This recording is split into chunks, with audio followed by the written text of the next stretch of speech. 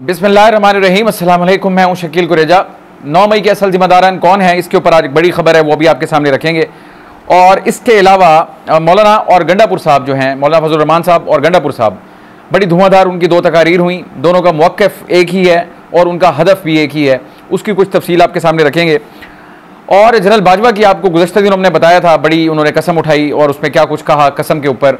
उसके ऊपर अब एक तरदीद आई है या एक गवाही आ गई है, जो बज़ाहिर ऐसा महसूस होता है कि जैसे गोया जनरल बाजवा ने झूठी कसम उठाई थी। वो तफसील भी आपके सामने रखेंगे। जनरल ये जो हमारे गंडापुर साहब हैं, उन्होंने कल 2 राज जो है वो अफशा कर दिए और वो भी आपके सामने रखेंगे। जबकि आज पाकिस्तान तहरीक इंसाफ की कोर कमेटी का इजलास था। इजलास के बाद जो एलामिया आया उसकी तफसील भी आपके सामने रखते हैं।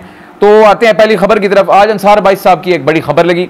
कल आपको हमने गुजारिश की थी कि निगरान हुकूमत ने एक कमेटी तश्कील दी थी, काबीना कमेटी, और उसका जो मैंडेट था वो ये था कि वो इस चीज़ का तयन करे कि 9 मई जो हुआ था उसका ज़िम्मेदार कौन था असल।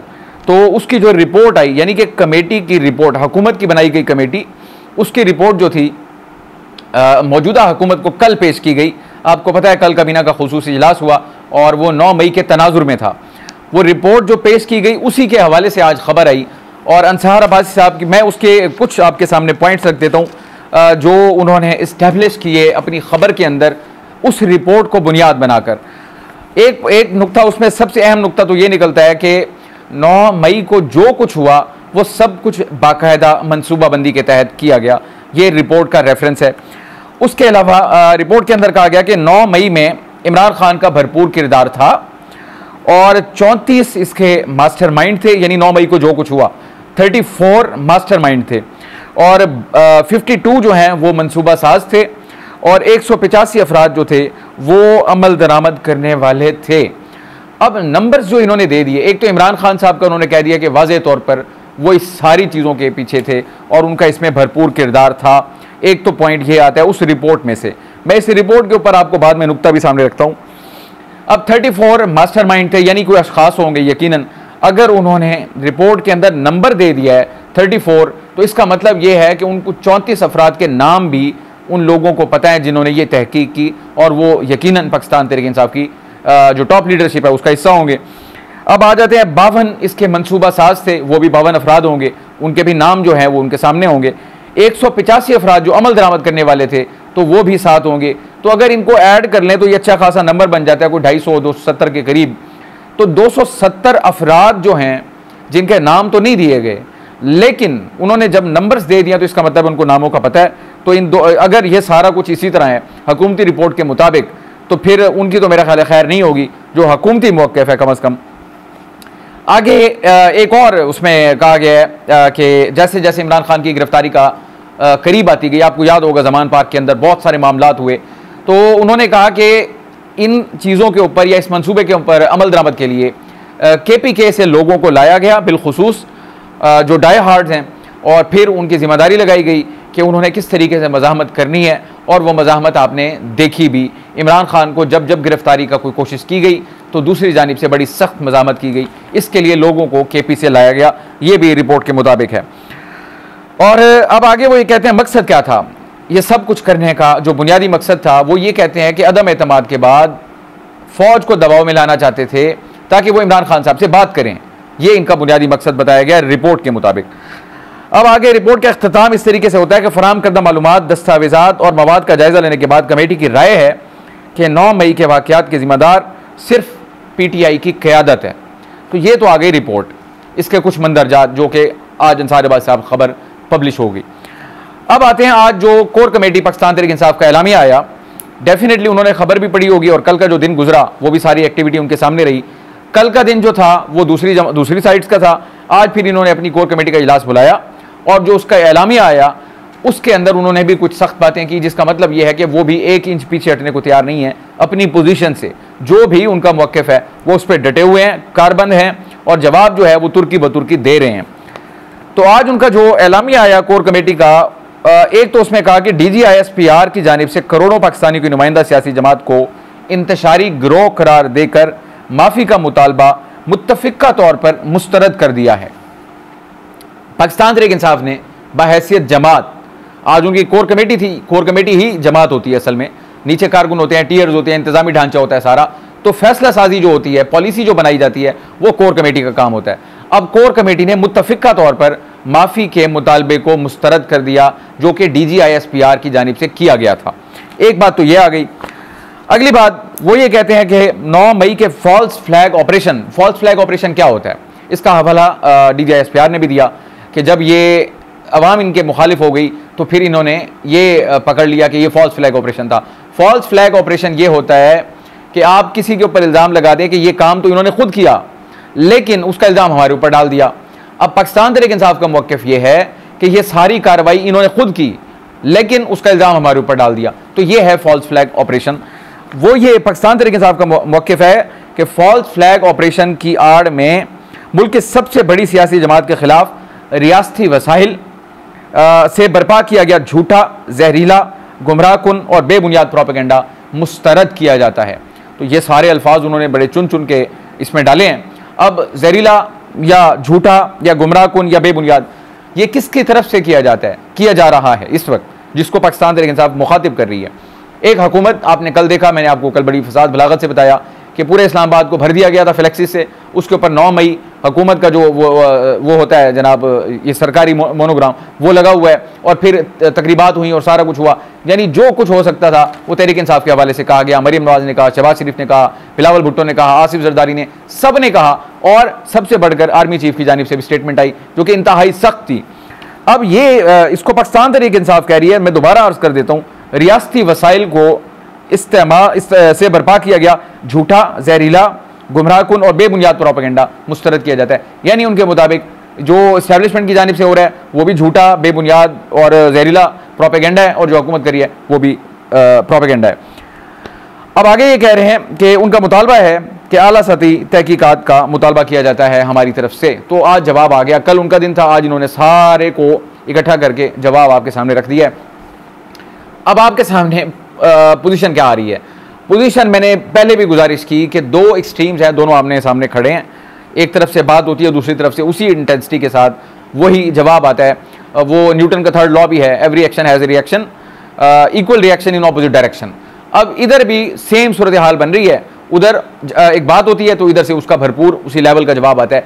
बीच में अगर उम्मीद की किरण है इस वक्त, माजी तो कोई शानदार नहीं है, वो है जनाब ये हमारे साबिक सदर आरिफ अलवी साहब। वो उनके बारे में है आरा आ रही हैं कुछ सामने कि वो कोशिश कर रहे हैं, अगरचे बतौर सदर उनकी जितनी भी कोशिशें थी वो कोई इतनी कारगर साबित नहीं हो सकी थी। बहरहाल पुरुमीद रहना चाहिए, इसके अलावा चारा कोई नहीं है। अगली खबर पे आता हूँ, मौलाना फजलुर रहमान साहब का जो मामला है और गंडापुर साहब का। इनकी कल की तकारीर इंतहाई सख्त थी दोनों की। 9 मई का दिन था, अलग अलग जलसे थे, अलग अलग स्टेज थे, लेकिन उनका हदफ और उनका मौक़िफ़ वो तकरीबन सेम था। मौलाना फजलुर रहमान साहब जो हैं वो थोड़ा सा और आगे चले गए हैं। जिस अंदाज से उन्होंने मुखातिब किया, उन्होंने बहुत सारी बातें DGISPR की जो वो थी प्रेस ब्रीफिंग, उसके तनाजुर में की और मुखातिब करके की। और जो अल्फाज का उनका चुनाव था वो अपनी ज़ात में वो भी एक मैसेज था, बड़ा सख्त मैसेज था। मैं उस तरफ आता हूँ, लेकिन उससे पहले गंडापुर साहब का मैं आपको मामला बता दूँ। एक तो उन्होंने कल आम माफ़ी के अपनी तरफ से कह दिया, मैं पूरी तकरीर पे नहीं जाता, बहुत ज़्यादा है। उन्होंने कहा जी सब कुछ हो गया, हम अपनी तरफ से आम माफ़ी का ऐलान करते हैं, आप भी आगे बढ़ें। ये इस्टेब्लिशमेंट की तरफ इशारा था, आप भी आम माफ़ी का ऐलान करें और आगे बढ़ते हैं। अब आ जाते हैं दो, उन्होंने कल राज जो थे वो खोले और वो उन्होंने एक किस्म के ऑन ओथ कहा। ऑन ओथ से मुराद उनकी ये थी, जो मैं बात करने जा रहा हूँ, मैं बैतुल्लाह के अंदर, खाना काबा के अंदर खड़े होके ये बात करने को तैयार हूँ। और उनका इल्ज़ाम है जनाब इनके साबिक वज़ीर दिफा जो हैं परवेज़ खटक, उनके ऊपर। अब वो बात क्या करते हैं, वो कहते हैं कि स्पीकर हाउस के लॉन में खड़े थे और मेरे पास आए परवेज़ खटक। उन्होंने आके मुझे कहा कि जनरल बाजवा ने कहा है कि अगर इमरान खान मुझे 6 माह की एक्सटेंशन दे दे तो मैं अदम एतमाद वापस ले लूँगा। ये बात कौन कर रहा है? अली अमीन गंडापुर साहब, जो कि इस वक्त वज़ीर आला हैं। और किसके हवाले से कर रहे हैं? परवेज़ खटक के हवाले से। और परवेज़ खटक उस वक्त वज़ीर दिफा थे और वो बात ये कर रहे हैं, पहली बात कि इमरान खान अगर मुझे 6 माह की एक्सटेंशन दें तो मैं अदम एतमाद वापस ले लूँगा। ये किसने कहा? उनको जनरल बाजवा ने। अली अमीन गंडापुर साहब कहते हैं मैंने परवेज़ खटक को कहा कि आप तो मुज़ाकराती कमेटी का हिस्सा हैं, तो आपने ये बात इमरान खान साहब के इल्म में लाई? उन्होंने कहा जी बिल्कुल कहा।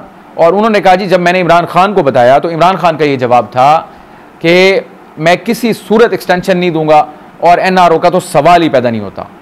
तो ये दो बातें आ गई सारी। एक तो जनरल बाजवा के हवाले से उन्होंने कह दिया कि उन्होंने एक्सटेंशन मांगी। अब पिछले दिनों आपको याद है जनरल बाजवा ने कसम कुरान उठाकर जो बात की थी, जिसके ऊपर हमने व्लॉग किया भी था, बुनियादी तौर पे 2-3 लोग थे, तकरीब थी, मोहम्मद मालिक साहब सहाफ़ी हैं, सीनियर सहाफ़ी, और मुजीबुर शामी साहब। इनकी मुलाकात हो गई जनरल बाजवा से, और मुजीबुर शामी साहब के मुताबिक, जो कि ऑन रिकॉर्ड हैं, बाजवा साहब ने कुरान अपनी जेब से निकाला, उसकी कसम खाई, वालदा की कब्र की कसम खाई, रसूलुल्लाह की शिफात के हवाले से उन्होंने यानी कहा कसम खाई, यानी कि अगर मैं झूठ बोलूँ तो मैं इससे महरूम हो जाऊँ शिफात से। उसके बाद उन्होंने 3-4 चीज़ें कहीं, जिनमें से एक ये थी, ना एक्सटेंशन का कभी मुतालबा किया और ना उसकी कोई कोशिश की, ना उसका कोई तकाजा किया। अब अली अमीन गंडापुर साहब कह रहे हैं कि मैं बैतुल्लाह के अंदर बैठकर, आए परवेज़ खटक मेरे सामने बैतुल्लाह के अंदर बैठते हैं, वो मेरी बात का इनकार करते हैं कि मैं झूठ बोल रहा हूँ। हम भी इस मामले को अल्लाह पे छोड़ते हैं, क्योंकि एक तरफ से बैतुल्लाह की बात आ रही है और दूसरी तरफ से वो 3 कस्में हैं। तो बहरहाल इसका मामला अल्लाह पाक पे छोड़ते हैं। और NRO की बात, तो इमरान खान का जो यहाँ पे आपको जो चीज़ इस्टेब्लिश हो रही है, वो ये इस्टेब्लिश हो रही है कि वो अपने असूल के ऊपर शायद खड़े थे। अगर गंडापुर साहब की बात को दुरुस्त मान लिया जाए, उन्होंने कैटेगोरिकली कहा NRO का तो सवाल ही पैदा नहीं होता और एक्सटेंशन मैं नहीं दूंगा। तो ये 2 बातें तो ये साबित करती हैं फिर कि इमरान खान साहब बावजूद इसके, हाँ उन्होंने कहा मेरी हुकूमत जाती है तो जाए। इमरान खान साहब ने जवाब दिया परवेज़ खटक को, मेरी हुकूमत जाती है तो जाए, ना मैं एक्सटेंशन दूंगा और ना ही मैं NRO दूंगा, NRO का तो सवाल ही पैदा नहीं होता। तो ये राज उन्होंने कल अफशा कर दिया, जिसके लिए वो कहते हैं कि मैं जवाब दे हूँ, आए परवेज़ खटक जहाँ चाहें, बैतुल्लाह में चाहें तो मैं वहाँ भी उनको जवाब दूंगा। तो ये इनकी गुफ्तगू हो गई। बाकी इस्टेब्लिशमेंट के हवाले से उन्होंने बहुत सारी बातें की, वो मैं कल भी गुजारिश कर दी थी, शदीद तनकीद की थी।